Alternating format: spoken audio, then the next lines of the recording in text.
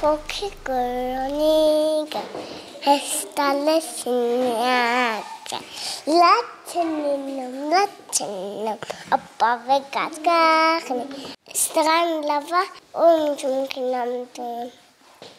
Արցախցի փոքրիկ Ռոզին է, ոչ միայն Ալվանքին, այլև նոր մանկապարտեզին է հարմարվել։ Խմբի ամենաակտիվներից է։ Հայաստանի հարավում գտնվող Ալվանքը նոր մանկապարտեզ ունի։ 13 երեխաների առօրյան ու կրթությունը կազմակերպվում են լուսավոր ու ընդարձակ խմբասենյակներում։ Գյուղը մինչ այս գործող նախակրթարան ուներ, այդուհանդերձ Նուհի անհրաժեշտությունը առաջնային էր։ Նոր ու հարմարավետ չափանիշներին համապատասխան գույք ու կահավորում ունեցող մանկապարտեզում երեխաներն անցկացնում են օրվա մեծ մասը։ Երեխաները հաճախում են տարատարիք խումբ, քանի որ տարբեր տարիքի երեխաներ են, ունեն կրտսեր խմբի երեխաներ եւ ավագ խմբի երեխաներ, արդեն դպրոց հաճախող նախապատրաստվող։ Մինչ այդ գալիս էին ժամը 9-ից մինչև ժամը 12։ Այդ ընթացքում երեխաները միայն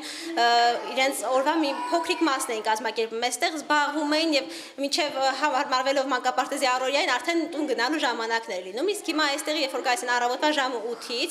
կազմակերպում են իրենց առօրյան, առավոտյա մարմնամարզությունով, այնուհետև պարապմունքներով հագեցված ցերեկային քնով, զբոսանքով եւ երեխան արդեն սովորում է ռեժիմով։ Սուբվենցիոն ծրագրի շրջանակում են իրականացվել մանկապարտեզի վերակառուցման աշխատանքները։ 2023-ից մեկնարկած ծրագրի արժեքը մոտ 22 միլիոն դրամ է։ Համայնքապետի խոսքով Հայաստանի հարավում մանկապարտեզների խնդիր չկա։ Նուհերի արկայությունը պարտադիր ու առաջնային է։ Նռնաձորում այժմ շինաշխատանքներ են ընթանում, Շվանիձորում փաստաթղթերի կարգավորման կարիք կա։ Մի քանիսում էլ բակային կահավորման հարցեր, որոնք մինչև տարեվերջ կլուծվեն։ Մեղրու համայնքում ունենք 6 մանկապարտեզ, 6 մանկապարտեզներից գործում են Ալվանքի, Կարճևանի, Լեյվազի, Վարդանիձորի մանկապարտեզները, Շվանիձորը արդեն բացման փուլում է,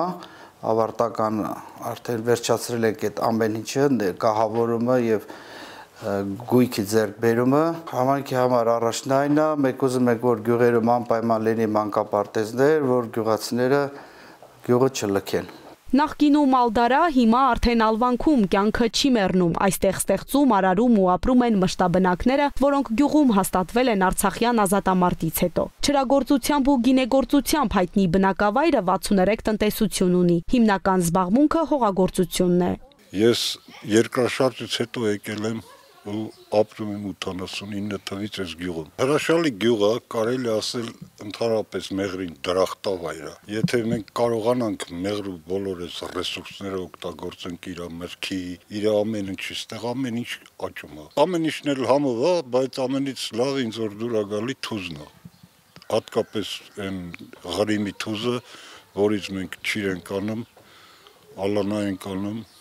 Ալվանքում լուսավորության հարցը ամբողջովին լուծվել է, բնակավայրում գործում է կանոնավոր երթուղի։ Ամռանը շոգ, ձմռանը ոչ այդքան ցուրտ, տեղումն առատ չէ Ալվանքը։ Շատ հաճախ անձրևի կաթիլի կարոտ են մնում։ Ինչպես շատ գյուղերում, այստեղ եւս խմելու ջուրը հիմնախնդիրներից է։ Գյուղը ունի դպրոց եւ մանկապարտեզ, դպրոցի աշակերտների թիվը 33-ից 35 հոգի են մոտավոր։ Ունենք մանկապարտեզ, որտեղ հաճախում են 13 երեխա,